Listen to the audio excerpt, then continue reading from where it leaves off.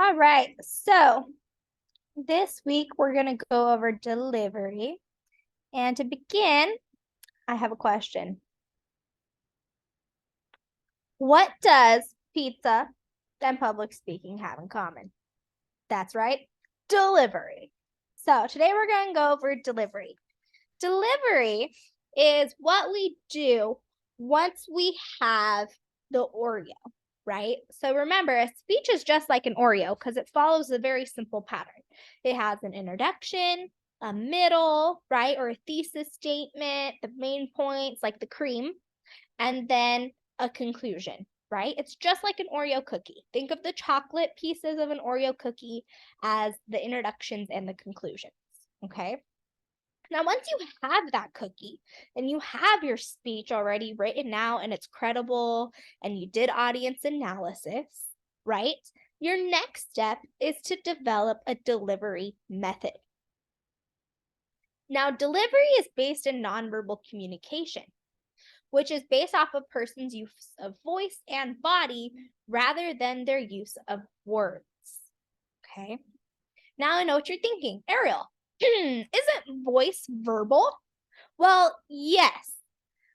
Actual words are verbal communication, but the way in which your voice changes, okay, or inflects, okay, or maybe you talk really loud or you whisper, is nonverbal communication, okay, because it helps deliver it. Now, there are 4 methods of delivery, and they all depend on the message, the speaker, and the audience. So the 4 types are 1, manuscript, 2, memory, 3, impromptu, and 4, extemporaneous. So the first type is manuscript, and that is a speech that is written out word for word, not to be confused with global plagiarism. Remember, global plagiarism is copying a speech word for word and not giving credit, okay? A manuscript speech is when you write out word for word what you will say. An example of this is how news reporters, TV hosts, and the president all deliver speeches. They usually have a teleprompter, okay? Teleprompters look like this, okay? Say the words and it moves, right? Now, there's lots of advantages to this, right? 1, there's a little room for error. I'm not going to forget what to say because it's right there, right? Good morning. We're so glad you're celebrating with us this morning. My name is Eddie, and I want to take a quick moment, right? You see that? See the teleprompter on the right? There's no way you're going to forget. But the disadvantage is that you're reading from a script. So you could very easily start sounding like Siri or Alexa, right? You have a very monotoned voice. Or maybe you're struggling to read it, right? Maybe the word is hard to say. So that's the first type, manuscript. The second type of speech delivery is memory. Now, memory speeches are speeches that you remember an entire speech, okay? Says it in the word. For example, this is what actors do. Now, the advantage of memorizing a speech and delivering it without any type of help is that it looks really professional, okay? It's probably the most professional looking. Lots of TED Talks tend to use this format, right? Where the speaker has memorized the speech. But there's lots of disadvantages, right? Probably the most disadvantaged. First, there's forgetting or drawing a blank, right? You start talking and then all of a sudden you're like, what's my line? Right? And then they're really time consuming because it requires the most practice. For every 1 page of your speech, you need to commit 2 hours of practice, okay? 2 hours of practice for every 1 page. So if you're trying to memorize it, well, you're probably gonna need like 3 hours per 1 page, okay? So the third type, which is impromptu, right? It's a speech that's delivered with little or no preparation. Think of improv, okay? This usually happens when you're being interviewed, right? So the interviewee has to give an impromptu speech, right? Because they don't know what the interviewer is going to ask. And then awardees, right? Maybe you win an award and you didn't know you were going to win, right? Kind of like Matt Damon and Ben Affleck. They won an Oscar and they were like, we forgot. People, we're sorry. We love you, right? Now, it was very natural and genuine, which is a great advantage of impromptu speeches, right? But, just as we saw in the 95 Oscars, there was a big disadvantage. There's very big room for error when you do an impromptu speech, because you run the risk of not catching the audience's attention. Maybe your hook is off, right? There's no structure because maybe you're so nervous talking in front of the room that you forgot what you were going to say and you're just like overwhelmed with emotion. And you run the risk of being over or under time, right? All of a sudden, when Oscar winners talk too long and the music begins playing, right? This is because it's impromptu. They weren't prepared for this speech. Now, the last speech, which we do the most in this class, is extempore. Extempore. I have a hard time saying that word. Okay. Extemporaneously, right? This is when you carefully prepare a speech and use brief notes. So, for example, this class, okay? The advantages of this is that it gives a very good conversation quality. It sounds spontaneous and natural, right? People are listening to and they're like, wow, I want to share my ideas too. I have questions. Please give me answers. Okay? The disadvantage, though, is that it needs practice. Again, for every 1 page of your speech outline, okay, your preparation outline, you need to have 2 hours of out loud practice. I like to think of outlines for this type of speech delivery similar to a grocery list. Maybe your mom or your spouse or your partner sends you to the store and they give you a grocery list, right? And it says, in the produce department, get me tomatoes, carrots, and cucumbers. And in the bakery, get me cake, tortillas, and bread. It's structured like that. There's not big, long sentences like, take a left at the cucumbers and grab the carrots. Very simple, very easy, brief notes, okay? So, I'm a big Post Malone fan because I believe that Post Malone has the voice of 1,000 angels, okay? He has an effective speaker voice, okay? He has control of his voice that enhances the impact of his message, right? It's awesome.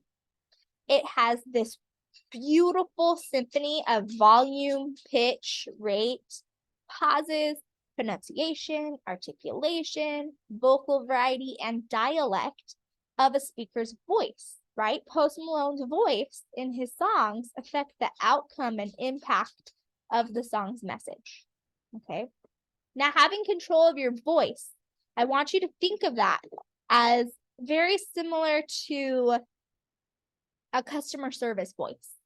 If you ever worked in customer service, you might have caught yourself a few times speaking a little differently than you would at home or with your friends or your family, right? All of a sudden, you have emphasis on words and you speak a little happier, right? You have more vocal variety, which refers, that's the term of the word, the term, okay, that you need to take from this slide. It refers to the modulation in the rate, the pitch, volume, and timing of your voice. Now, speakers who have a very strong sense of vocal variety come across as lively and dynamic and communicative, like Post Malone. Now, effective speakers also use their body.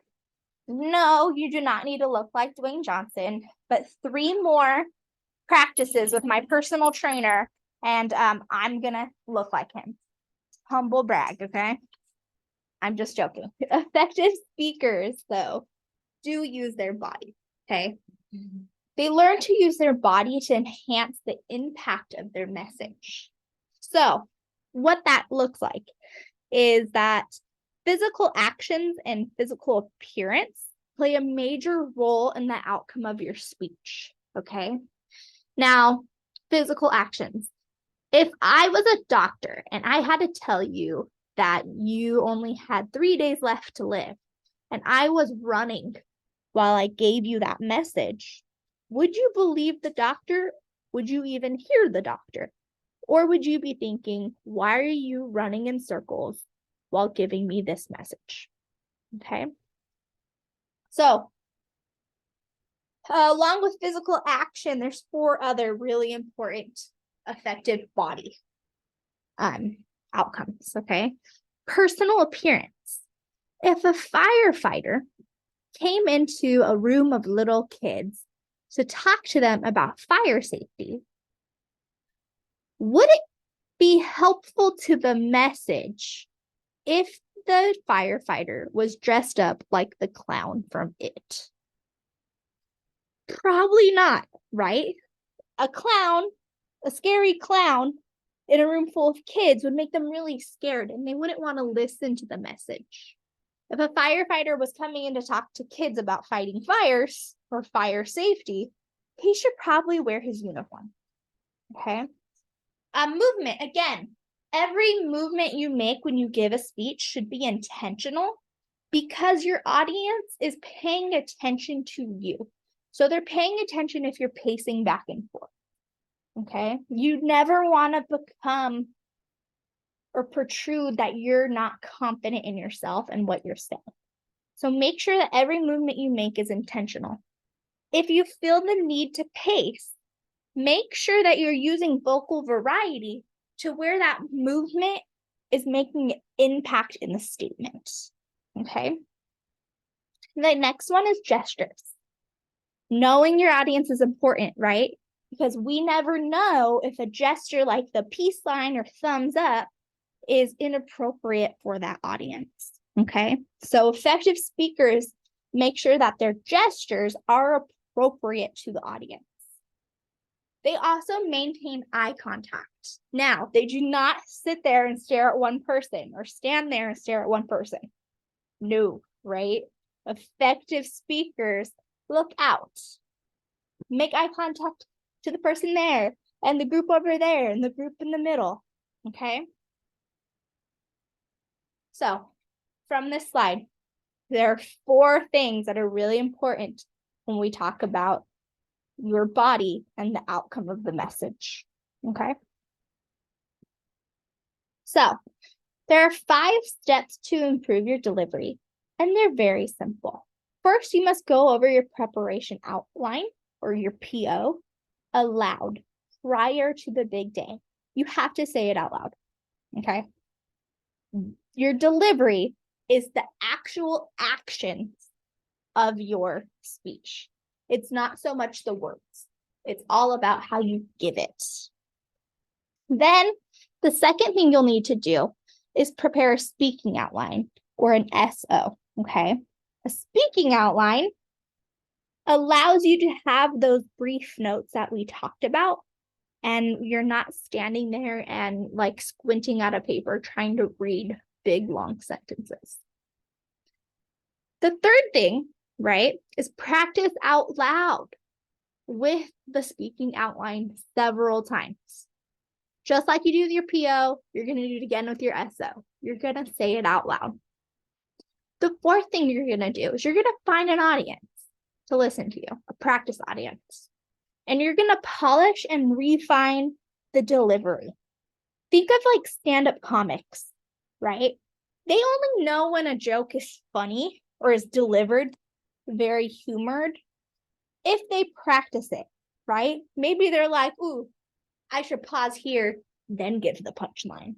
Or no, you know what? Actually, I should scrap this joke. It's not funny at all. Comedians only know that about their delivery because they polish and refine the delivery based off of their POs and SOs. So, The fifth thing, and the most important thing, is that in order to have effective delivery, you must start early. Start preparing now, right? The earlier, the better. The more time you get with creating your speech and delivering your speech, the better your delivery will be. Now, the last thing with delivery is Q&A, right? This is answering questions. These sessions are effective with adequate preparation because in order to make this seem natural in delivery, you as the speaker need to formulate answers to possible questions during your preparation time, okay? When you finish a speech and you start refining the delivery, that's step 4, you need to start asking yourself, do I have any questions? Would my audience need to know something that I didn't say? Right? You start coming up with possible questions that could happen or that could come up. And then you practice delivering those answers. It's like Comic-Con, right? Iron Man knows after his speech about the Marvel Universe that someone might ask him, what's next, right? Well, he needs to prepare and be like, well, I can't really give you that answer just yet. You're going to have to wait to see this June in the theaters, right? Those like very public relations answers are so well polished because they practice it. It's also very vital to approach Q&As with a positive attitude. Could you imagine if you asked Iron Man his favorite color and he rolled his eyes and was like, what did that have to do with the Marvel Universe? It's purple, but like, why'd you ask that? Oh, shocking. US Weekly and TMZ would have a field day reporting that, right? Because he wasn't positive. He didn't have a great attitude.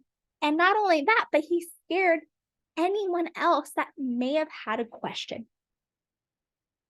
So you have to listen carefully, right? When you manage Q&A sessions, you must listen carefully. 1, to hear if you heard the question correctly, okay? And 2, if you could sense that person is a little nervous about that question, you might want to have that positive attitude that makes them feel like they were heard. Which also means that when you're answering questions, those answers should be directed to the entire audience and not just the questioner, okay? Because maybe they're on the left side of the room and they're all the way on the right side had the same question.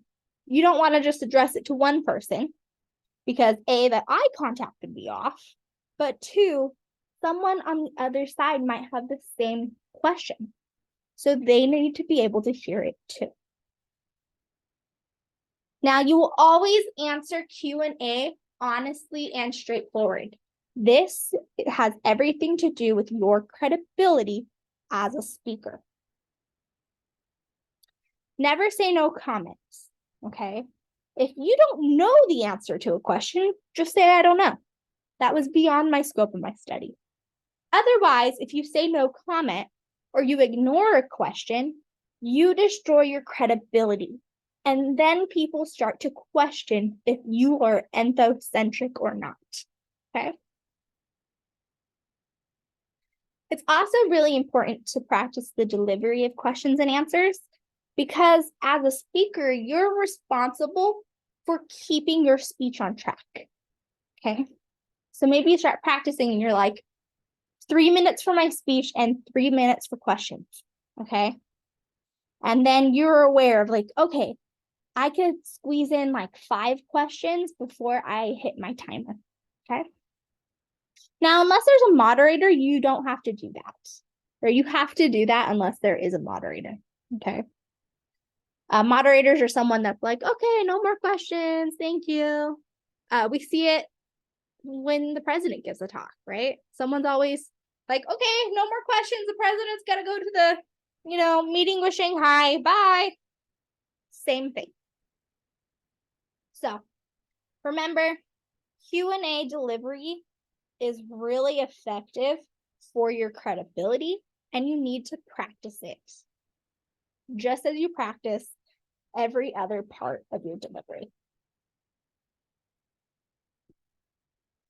So the takeout, see what I did there? Pizza, takeout, ha, so funny, I know. All right, so what we learned in this lecture is that delivery is based in nonverbal communication, which includes your body and your vocal variety, okay? We learned 4 types of delivery options or methods, okay? We learned how to use our voice to have effective delivery by using vocal variety. And we learned how to use our body to have effective delivery and impact the message.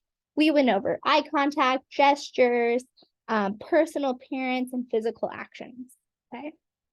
And then lastly, we went over how to answer Q&A sessions, how to deliver answers to questions that you might not know will be asked, okay? So for your activity this week on Canvas, you are going to gush about something that you don't love.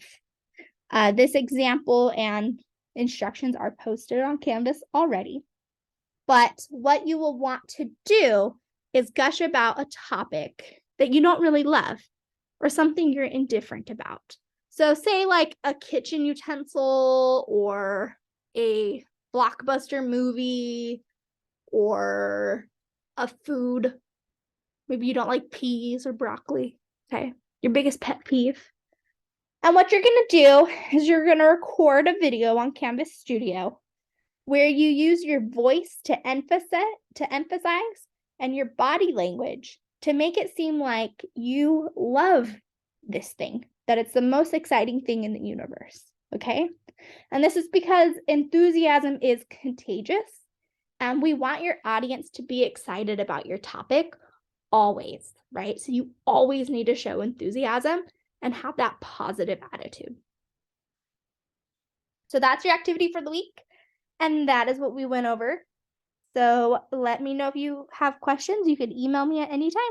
Bye, guys. Happy practicing delivery.